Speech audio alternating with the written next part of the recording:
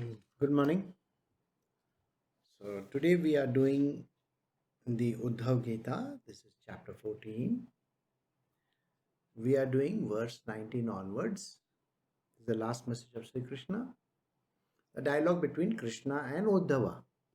Today we are going to discuss more on the philosophy of devotion.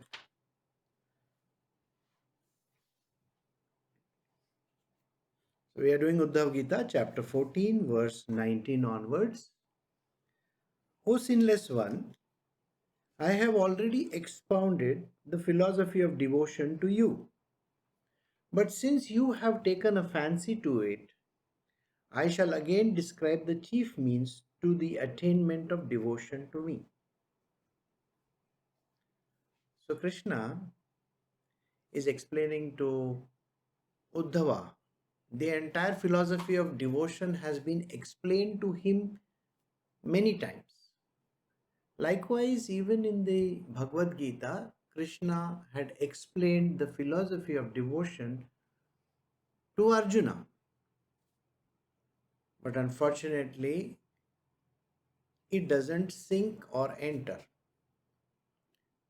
It is when some things are said in a very simplistic manner, very simple manner, they do not seem to enter the mind of a person.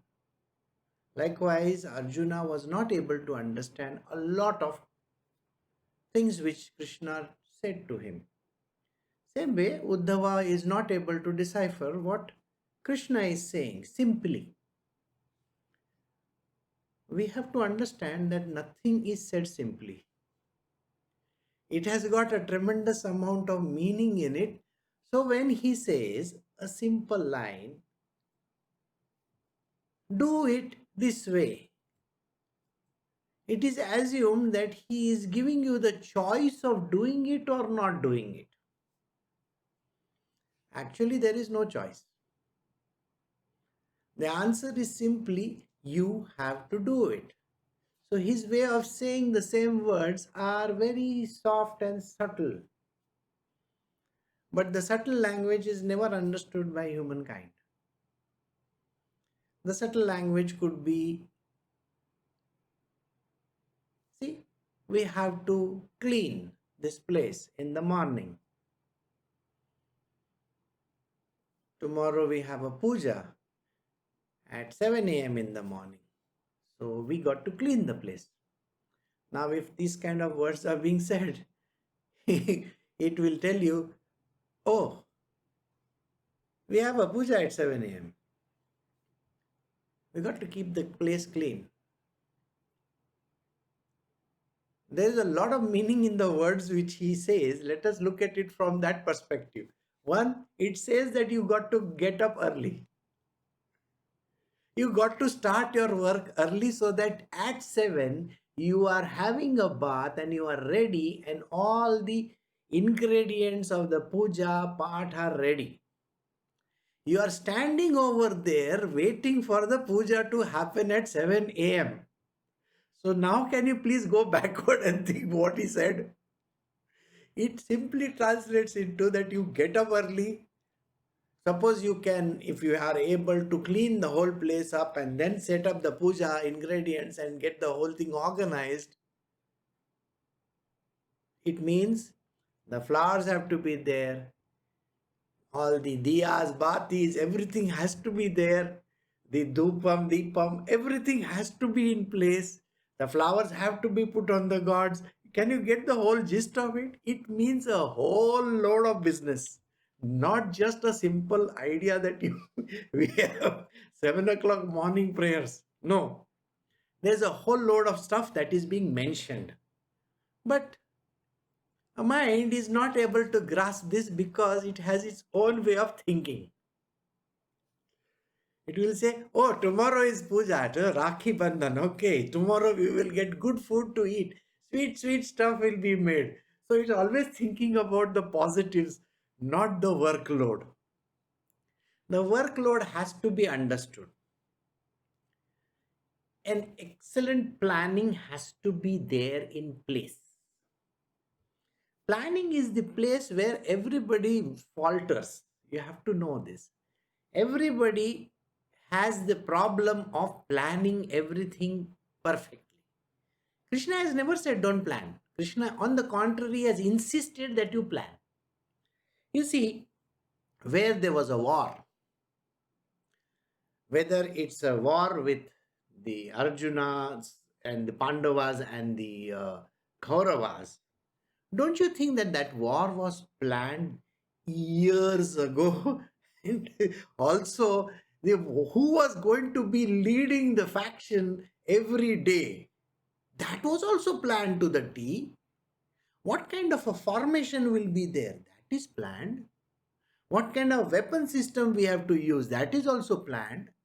You see, when we were buying the Rafale, aircraft from France, it took so many years for it to come.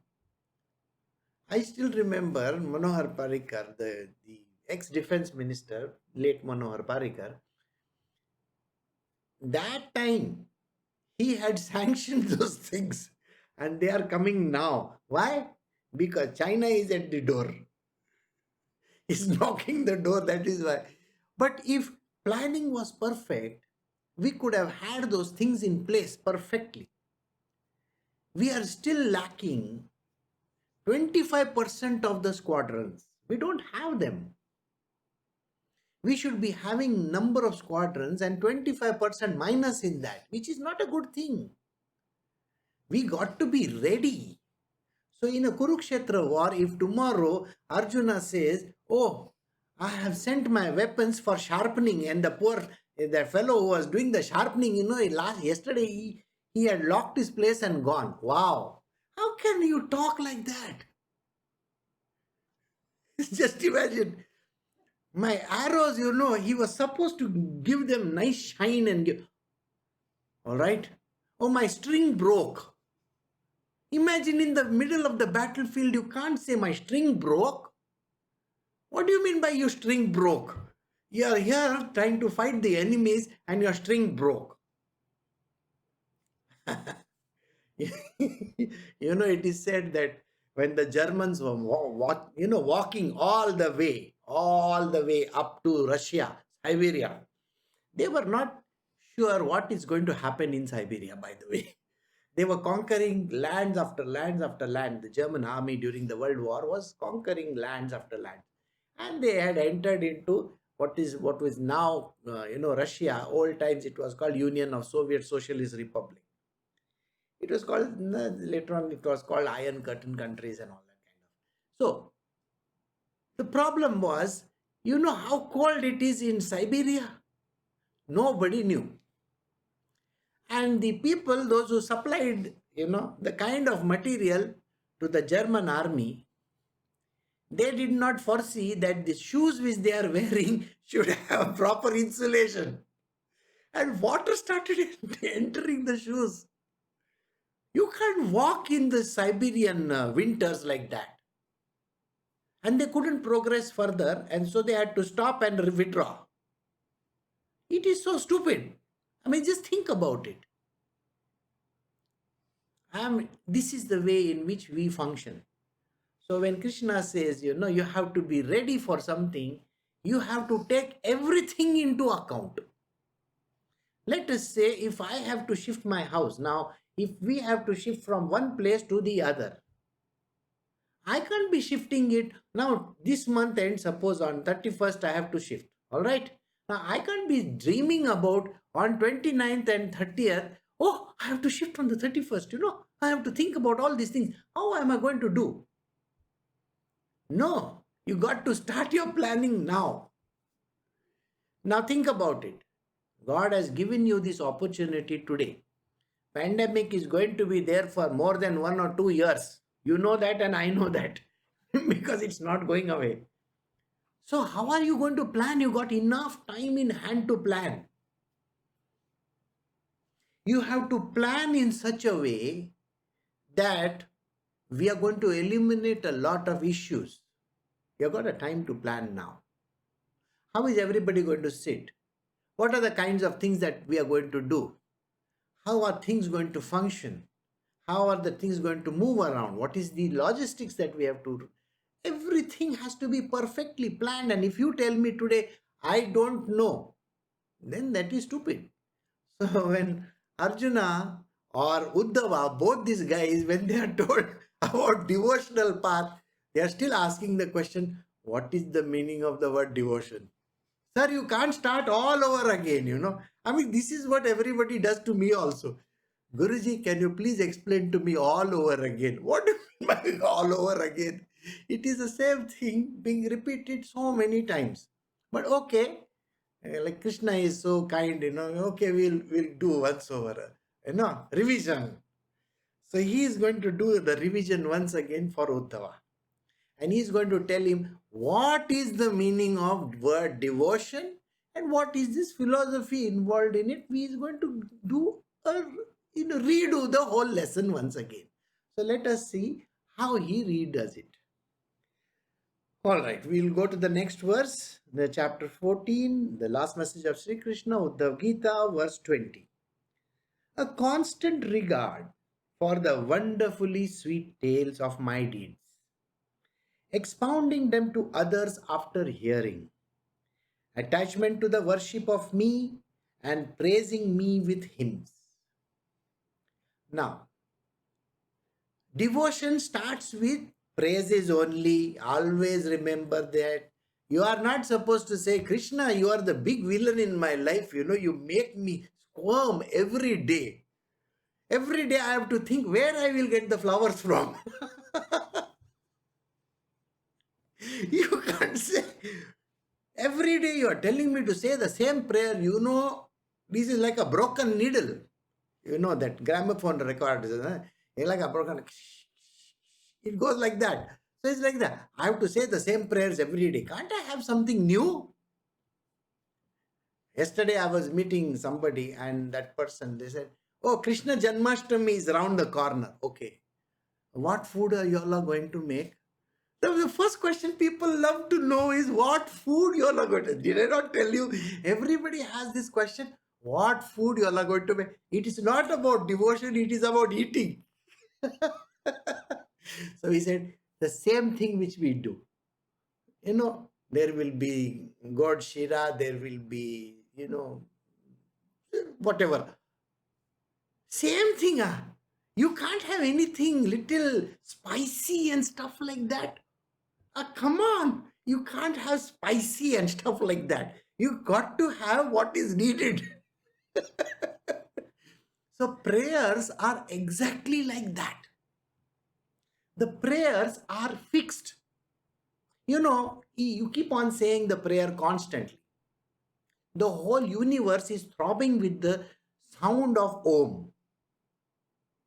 Okay, tomorrow it's not going to change as Boom or something like that. All right, maybe just imagine, instead of saying Om, I'll say maybe something else I will say tomorrow. What are you talking about? You can't say something else besides Om, isn't it?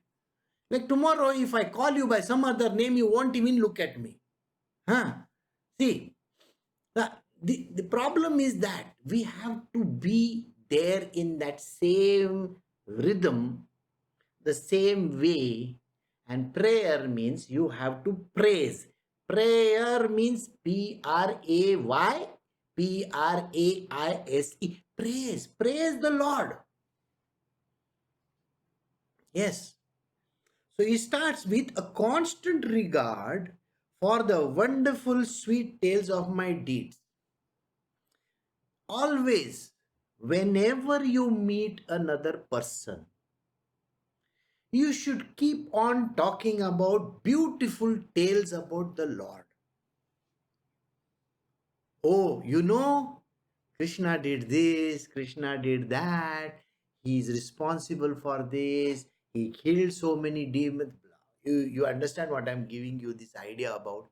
Suppose if I have to talk about Jesus Christ, I'm not going to be talking about, oh, he got put on the cross or something like that. No, I'm going to say, he turned water into wine.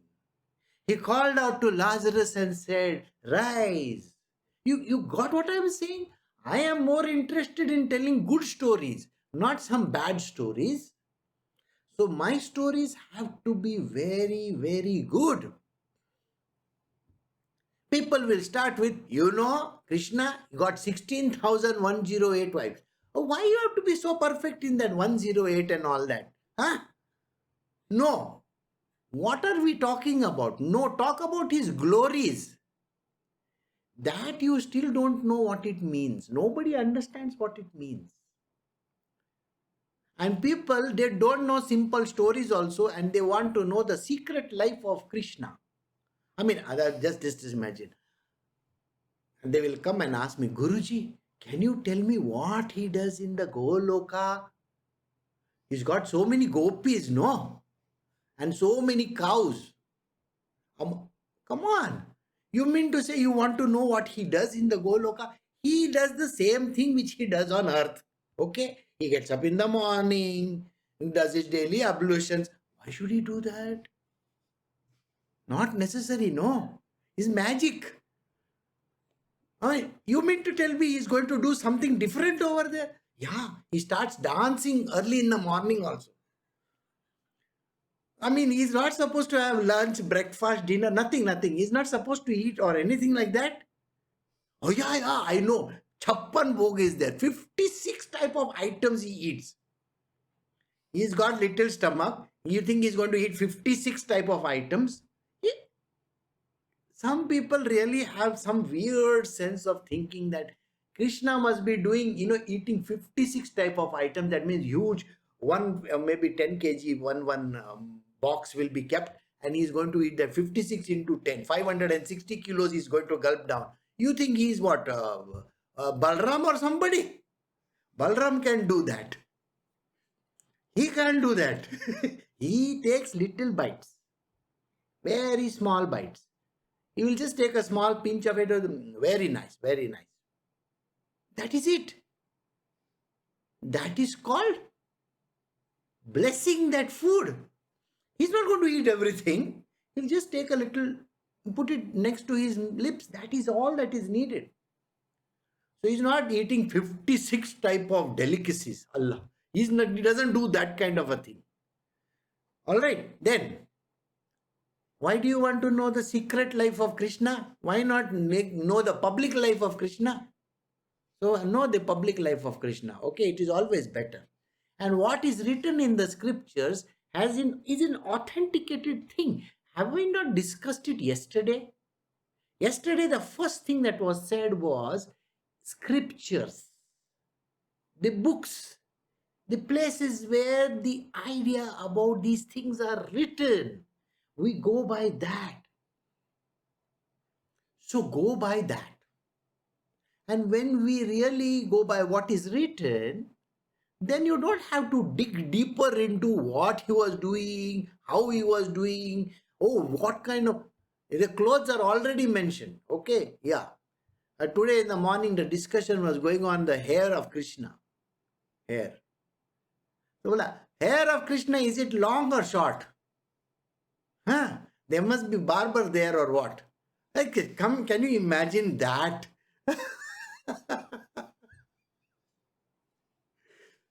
So I gave a very simple answer. I said, you please, you have to understand, all the gods, they wear crowns on their head. Below the crowns, whether they are wearing wigs or whether they are bald, we don't know. Next time, we'll have to remove the crowns to see whether they are bald or having hair. Come on, these are not the stupid things that you need to think about. Krishna is very clear. He says, your job is to do constant regard for the wonderfully sweet tales of my deeds. All the good stuff has to be mentioned, not the bad stuff, please. The bad stuff which you think is bad is actually called Leela. There is a reason why he does that. A very simple answer is, why did he have to kill Kamsa? It appears so bad, right? Yesterday I was giving you an understanding. He said he was the child when prior to, he was a small baby. And before he was born, there were so many children killed by this uncle of his. Okay, but he got saved. He was taken away to another place and he grew up. And that is the thing which we have to think of. So think of all the glorious situations Krishna was in. Every God that we talk about, whether it is Krishna, Ram, or whoever, we have to always glorify them, always think about their beautiful stories, and expound them to others after hearing. If you listen to the story, it is your job to tell other people about the story. So, if you know a story which is related to Krishna, explain it to other people. Just tell the other people also. It means you're spreading the good word. Okay? Think about it. Why is it important to spread this word? It is important to spread this word because that is the philosophy of devotion. Got the answer? The philosophy of devotion means when you listen to my stories and spread them around, after you first listen to them, you have to listen to them. You have to think about them. Oh, he's done such wonderful acts. Now, tell them to others. When you tell them to others, the other people get devoted. They also feel the love within them. See, even where your guru is concerned, most of the people, most of the people, they will go and tell the story about their guru to somebody else. They will say, my guru is so great. He did this, he did that. That is, we have to say this good stuff. But there are some people in this world who are ready to pull him down also. This is what he is doing. That is not important. Then he says, expounding them to others after hearing. Attachment to the worship of me. Worship me constantly. Worshipping is a very, very important word here. When you worship with your heart. Okay? It is always palms closed together like a namaskar, bowing down, always in supplication to him. This is the importance of worship. Worship me with different ingredients. I'm sure we have discussed this before, but I will recap it once more for you. I told you that when we are talking about ingredients, there are lots of ingredients that Krishna loves. There is the type of flowers that you have to put on him. The flowers are peculiar, they are very, very, very strange ones also. Okay, you have to use those flowers which are conducive to you. You can even put tulsi mala because that is what he loves, right? There are certain flowers which are, like, say for example, if you are praying to Kali Ma, yes, to her it is the red hibiscus, the red color hibiscus that is there, that is for her. You can offer it to Krishna also, but that is not a regular flower for him. No. For Hanumanji, you have another kind of a flower that is there. You can find it. It's mostly growing in the wild, it's a very peculiar kind of a leaf, like a flower, very tiny one. I don't know the name. When I see it, I will come to know immediately. So those are the flowers, those are the leaves that have to be offered. Bel Patra. Bel has to be offered to Shiva, not to Krishna. You don't offer it to Krishna. No. Tulsi is what you offer to him. Tulsi you don't offer to Shiva. You got the answer? So this way you have to know exactly the kind of flowers, the kind of leaves, the kind of offerings that are to be done to him. What kind of lamps do you light? You see, there are different kinds of lamps.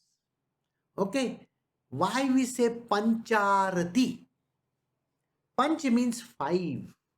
So that arti where there are 5 batis there, and that you show to the God. 1, 5, 7, like that there are different kinds. We have to show it to the Lord. Whichever way it is conducive to him. So worshipping him in a particular manner is important. Offering water, we say Achmana. Why is it so important? Why do we have to offer water? You see, when somebody comes to our house, don't we offer him water? So that is the reason why we offer water. Okay, flower. I told you. Dhoop. Dhoop is that, uh, I don't know what you call it in English, but dhoopam. That sticks which are there, the small ones, they have to be of a particular kind. Nowadays, people buy them at so cheap places, they have 3 rupees, 5 rupees, and 7 rupees. I can tell you that that is not a dhoop. That is just a smoke creating weapon. Why you want to suffocate Krishna over there, I don't know. You can't make so much of all the smoke over there and kill all those fellows over there. Don't do that. You offer dhoop sticks. The dhoop sticks are of a particular kind. There is a particular kind of a loban to be used. You see, these are a particular, ingredients which come from trees. They are aromatic trees. Do you know what aromatic trees means? The ones which give nice flavor. Don't offer anything. The cheap agarbattis that you get nowadays, please don't offer them. They are not good. They just make smoke. And you want what's, it is intimate cement. Okay, intimate. Intimate. Krishna doesn't care for intimate. He wants you to be intimate with him. Yeah. So there are different kinds of flavors that are there, and they are natural. So that can be offered to him. It's like that. You got the gist of it all. So worshipping him in a particular manner is important. All right. So we'll come to the next one. And praising me with hymns. Hymns are very, very important. Even in Christian churches, have you not heard hymns? Right? Exactly those kind of hymns are there, which we can definitely say. Every day, you can have prayers which are fixed prayers. But hymns can differ. Hymns are different kinds of praises to him. They are in a very short format. Yes, you can sing those hymns, you can play those hymns. It doesn't matter really. But this is the way he says, this way the devotion grows. Right. We'll move to the next one, the next verse. This is chapter 14, Uddhav Gita, verse 21. Delight in service unto me, making prostrations before me, worshipping my devotees, which is even greater than worship of me, and looking upon all beings as myself. So, in the path of devotion, you should always take delight in worshipping me. We have people in India, they put everything in, there is a fast forward button. So they will put, when the thing is, even in podcast also, you will find X, 2X, 3X. It means what? The thing plays faster. So they want to say, what are you doing? That is not the way to say prayers. Say it perfectly. All your words have to be listened to. Krishna is listening to your words. You're not interested in the kind of thing that people do. No. Be very clear in the words that you speak. Your diction has to be good and perfect. If you are making a mistake with one word, it is not good. So, take delight in that. Don't say for the sake of saying. Alright? Just for the heck of it, a person should never say words. You have to feel goodness inside of you when you speak about the Lord. You have to feel the love within you. So when you say the prayers should make some meaning out of it. People speak about Madhurashtakam. You see, the Madhurashtakam is such a sweet melody it has got, such a sweet verse it is.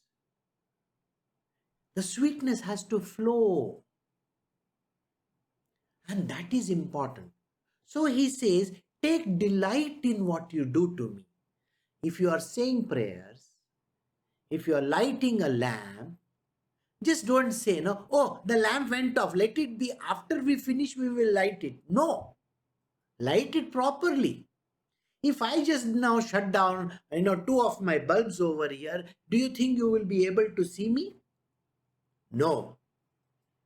So, is it important for the lighting to be correct?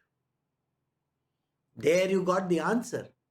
So, in your own world, if you want to take a selfie, if the light is not correct, you are going to, oh, I will go in the sun and see. Isn't that what you do? In the same way, the lights have to be lit properly. Lights have to be lit properly, the puja has to be made properly, everything has to be done very, very, you got to pay attention to it. You can't be saying, oh, today we don't have any prasad, you know what, we'll just put something. No. If you really care for the Lord, then you just do something which is good. If you don't have anything, put little sugar, it doesn't matter. Little, half a spoon of sugar is sufficient. Even little things which you feel, are there at home, that also is fine. That is the answer. Making prostrations before me, always bow down to me when you are saying those words. If you finish a prayer, also bow down to me and do like this. You don't have to, you see, you can't be saying, oh, stop that, stop that, stop that. Okay. And then before that thing has stopped, you have started your next one. You can't do that. No. And everything out of sync is not also correct. You have to take it slowly. Slowly. It doesn't mean that you are running away for some place. No. It is the way of speaking. When you want to hear your praises, don't you want to hear them nicely? You want to hear them in a perfect manner. You want to hear how good you feel about me, sir. So you want to hear your praises, no? So don't make like a fast train, Deccan Queen or some Rajdhani Express. You're gone and finished. No. Go slowly. Finish your prayer. Finish one and then start another. Don't try to, we're going to overlap this from this to that. Why? Because we got to finish, we got to eat food fast. All right. That is not the way. Do it very slowly. Make prostrations to me. Worship me. Now, the next thing that he says is, worship my devotees. Who are the devotees? Do you remember? The Guru. He is your devotee. He is a devotee of Krishna. So, which is even greater than worship of me. You have to always worship the Guru. The devotee is him. So you have to worship him. That is greater than worshipping me. It simply is saying that if you do not have any value for your Guru, then there is no point in worshipping him. Then you are not even worshipping Krishna. He is the highest. You know that now. Now, so when you are doing Uddhav Gita, you have understood it very clearly. In the Bhagavatam, in Uddhav Gita, in Bhagavad Gita, everywhere he is saying, worship me, worship me, worship me, worship me. What does he mean by that? He is just telling you, if you have to worship me, worship my devotees first. Worship my devotees, I will be happy. If you don't worship my devotees, what is the point? So this is what he means. Looking upon all beings as myself. Everybody has to be considered as Krishna's essence. Little bit of Krishna in everybody. So worship the Guru, the gods, all these people around. You see, when you do this puja, arti, do you know what In most of the temples, some of the really good ones, you know what they do? They now just see this, huh? They are taking the arti and they are doing like this to God. All right? They are doing to the Guru, the God, whoever it is. And then they are doing like this to the people around also. Have you seen? Because they are my devotees. Give them honor. Worship everybody. So show them that light also. Got the answer? The light has to be shown to everybody around. It is not after finishing that you have to do. It is while you are doing this puja, you show the light around to everybody also. And when you are doing that, putting water, the holy water, you put a little on the people also. Got it? That is the way. He says, when you worship me, worship your Guru because I am in him. And worship the people around. Everybody has to be worshipped because the essence of Krishna is in everybody. Right. So we'll move to the next verse. This is chapter 14, Uddhav Gita, verse 22. Moving the limbs so as to serve me, recapitulating my attributes through speech, surrendering the mind unto me, and banishing desires from it. So while you are worshipping me, you have to move your limbs. Okay? Not just do like that. You got hands and you got legs. Can you move your limbs, please, for me? Don't just stand over there and do nothing. Okay? Why? There is another method of worship also. Another method of worship, we have already done speech, because when you are saying prayers, you are doing the speech. You understand, when you move your limbs, you are either clapping, you are dancing, you are singing, you are doing something. All the great devotees of Lord, they may raise their hands, sometimes they will clap, sometimes they will dance in ecstatic mood. So move your limbs. Just don't stand there and do nothing. Okay? Some people, what are they doing? They're just standing and doing nothing. Huh? What you are, what, Buddha over there? Huh? No. You're supposed to be showing some love, some respect for Krishna. So move your hands, move your legs. Okay? Yeah. And yeah, you can dance over there. Nobody says you can't dance. You can dance for him. And when person who is doing the puja also is supposed to be doing, you see, people will do like this, What is this? If you have the God like this full, you see, imagine you are doing that to Balaji in Tirupati. You are not going to just do to his face like this, no?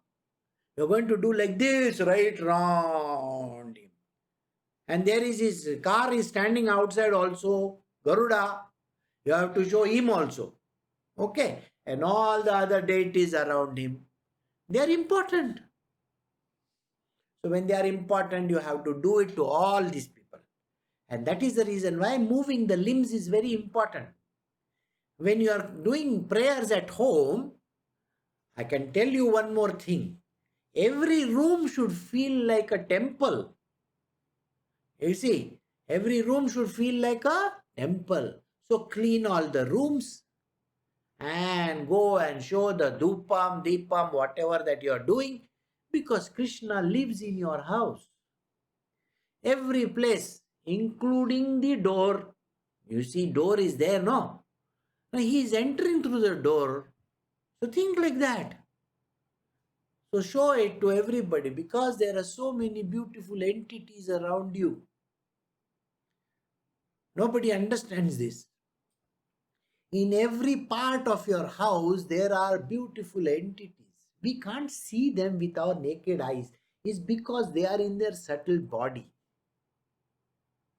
Think like this. If your house is a temple, how many people are gathered inside? You may think, I am the only one who is doing the puja. No, no. In a temple, how many people gather? Lots of people. So think about it. When the person is showing the arti, there are so many people standing for arti, including all the demigods.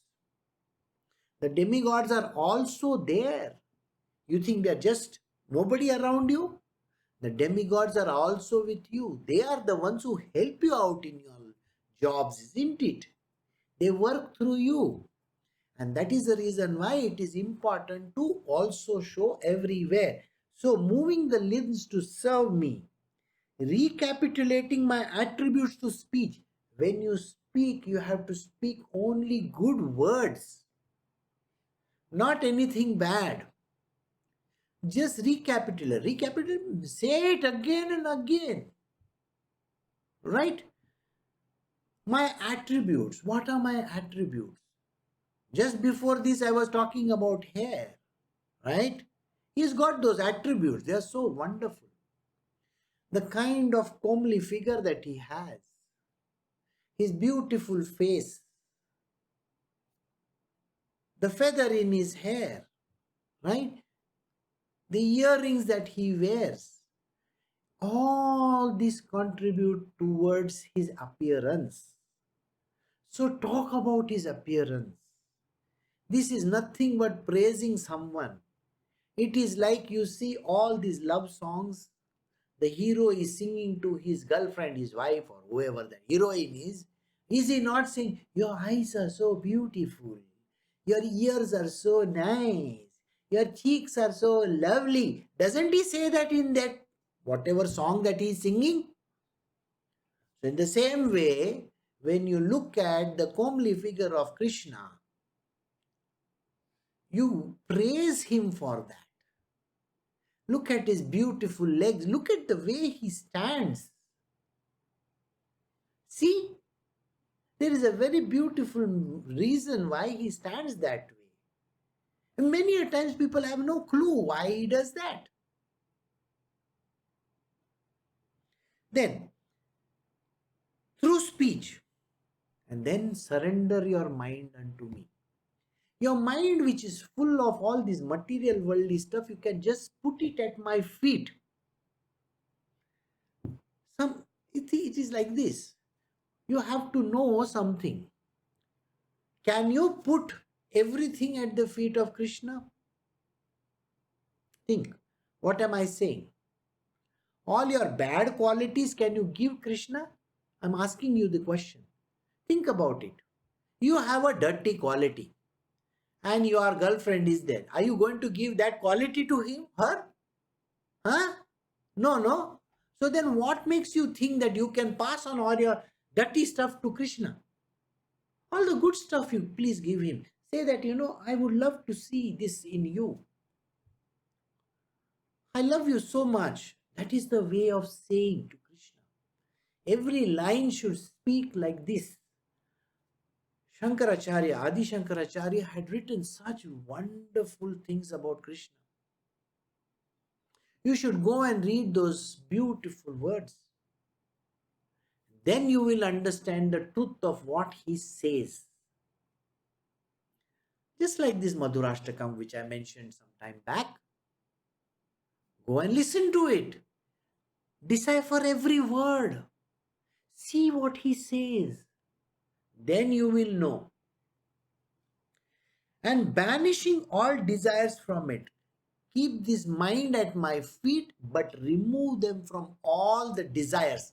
We see when you have your mind, I am thinking tomorrow I have this very important interview. I have a call. You're having that in your mind and then you're putting that at my feet. You think I'm going to attend your call? Why are you putting it at my feet? No. Clean your dirty mind and then put it at my feet. Not with all the trash that you have it in. Okay? So I hope you got it. Okay, so we'll move to the next verse. Right. This is chapter 14, Uddhav Gita, verse 23. Giving up riches, enjoyment and happiness for my sake, making sacrifices, gifts and homa, repeating my name, undertaking vows and austerities, all for my sake. Giving up riches means what? Whatever that you have, do you have the guts to even give to him? You know the way people behave in this world first? First, they will keep things for themselves. They will say, oh, it costs me so much to run my house. It costs me so much for transportation. It costs me so much for doing this. It costs me so much for my savings bank account. I have to pay my insurance charges. I have to do this. I have to do that. All this they will first take out, and then they will say, oh, what am I left with? I am left with about a few thousand rupees. Maybe I can give it to Krishna. That is not called offering. I'm sorry, that is not called offering. The devotees are not doing that. The devotees, you know what they do? Everything that they have, they offer it at Krishna. Do you get what I'm saying? Everything that they have, they offer it to Krishna. And next, what do? Whatever Krishna gives back to them, that is what they live on.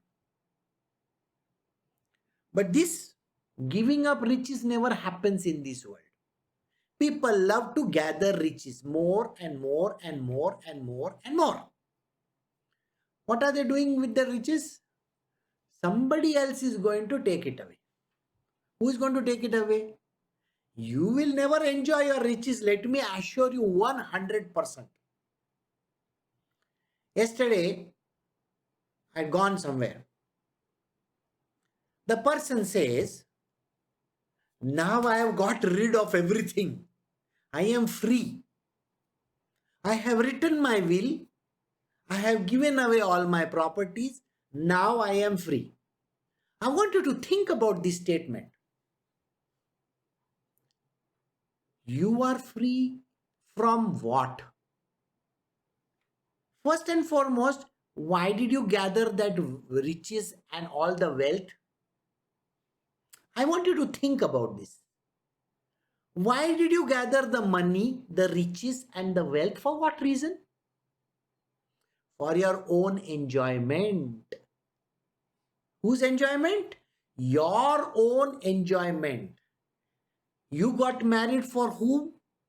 Yourself, not somebody else. You get married for enjoying yourself. You build properties for enjoying the property. You buy cars for enjoying that drive. Isn't that what you do? But are you the real enjoyer? Never. You finally write it to somebody else. But you don't give it away. You don't give it away. You know what you do? Write a will and keep. Why? After I die, it will go to this other person. That means you are going to enjoy till the last. Just because you have written the will doesn't mean that you are giving away. Krishna doesn't care for those kind of things. I am just giving you an example for you to understand. Just because you have written the property, after I die, I want you to think about the Queen of England. She is the longest living monarch in the world. How many years she has been a queen? Many, many years. She has not abdicated her throne. Her son was there. He got tired of waiting, so he has married another woman now. Okay? In the same way, oh, somebody is dead, somebody is gone, and they are still waiting for this dowager to go. Think about it. If you so much care, give away the property. Just hand it over. Same way, Krishna is saying these words. He is not saying, I will give it to you in the year 2028. Huh, that is no good. Giving up riches, enjoyment, and happiness for my sake. The true devotees give up everything for Krishna like this. They don't keep anything with themselves. Because you are going to become like this person who will be at the age when you are about to die. You'll say, no, I have written my property for somebody else. Then why the hell did you gather it in the first place? If you have to eat 2 meals or 3 meals a day, that is all that you need, isn't it? Why do you have to build properties? You will be the cause of the misery for the future generations. If you build a property, I can assure you this much. If you build a property, tomorrow people are going to fight over even the little piece of land also. So why did you make it in the first place? Because I wanted to stay in that house and that property and I wanted to enjoy. Are you really enjoying? On the contrary, you are suffering every single day. Government taxes, electricity, telephone, this, that, water charges, bills, so many things. And then the big tension on the head is what is going to happen? See, oh, there is water leakage over there. I have to spend another amount of money to get the water patched. You are here as a tenant. Live like a tenant only. Don't own the properties. Never own properties in your life. This body is not your property. That's the first thing that you need to understand. The body is not your property. The body has been given it out to you on rent by, you should know, Mother Nature. She's going to take it back when you die. You cannot carry your body with you somewhere. Like your body is just a property on rent, remember, even the house is property on rent. It is not to be owned. You don't own anything in this world. Never can you own anything. If you own, I'm going to give you trouble in your life. Because the day you start owning things, you're going to be sitting with a lot of trouble. Because you are never going to enjoy the property. The property will be enjoyed by somebody else. Some person from somewhere will come and eat the whole thing and get lost.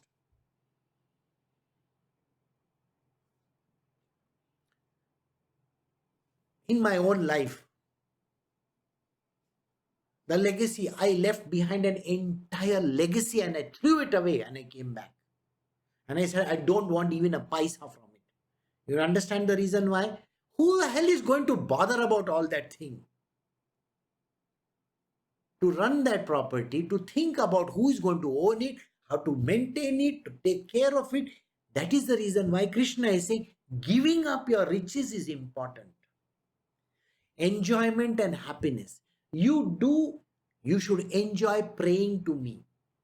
You should be happy being with me. So give up all your other enjoyment. Devotion means giving up all your enjoyment. Look at Narada. You think he is coming to your house because he wants to eat food? No. He comes to tell you the stories about the Lord. Do you know this? When Narada comes to your house, he tells you stories of Lord. And the constantly on his lips is Narayan, Narayan. The name of the God is there constantly on his lips. So, enjoyment and happiness for my sake. You should give up all this. Making sacrifices. Sacrifices when you are alive, not when you are dead. Nobody gives a damn to you. When you are alive, make the sacrifice. There are lots of people. Case of Buddha. I can tell you the case of Buddha. There was a very beautiful dancer. She was the official dancer in the kingdom over there. Her name was Amrapali. She was also known by the name Ambapali. Now, when she heard that Buddha is coming to her kingdom, you know what she did?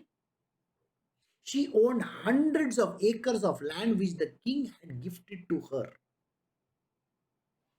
She owned hundreds of acres of land which was gifted to her. Ambapali came to visit Buddha. And she said, my dear Guru, you have brought this beautiful foots of, your foot has stepped in my land. I am so happy with it. I am offering my entire land to you. And she offered her entire property to Krishna, to Buddha. That is the place where Buddha built his first monastery. You should know that. So Ambapali, in other words, she was a dancer in the court of the king over there. Ajat father. Okay. I've forgotten his name. Sorry. Ajat father. By the way, the father was later on imprisoned by Ajat and he was murdered. The same person was responsible for killing Buddha also later on in life. But the lady of the court who used to dance in front of the king offered her entire property to Buddha and said, this is for you. That is the beauty of it all. Think about it. What is a dancer from a court going to do with so much of property? You understand why she must have been offered this land? She must have pleased the king. And because the king was pleased, he offered her gold, riches and everything. She became a bhikshuni later on. Okay. So that is how it is. So here, repeating my name. Okay. Making sacrifices, gifts and homa. You have to give gifts. Homa is the oblations. You perform different homas throughout the year for Krishna alone. Repeat my name constantly. I said, this is what even Narada does. Repeat my name. Keep on saying Krishna, Krishna, Krishna, Krishna, Krishna. You see the way, oh Jesus. People have this habit of saying, oh Jesus. Take my name. Take Krishna's name constantly.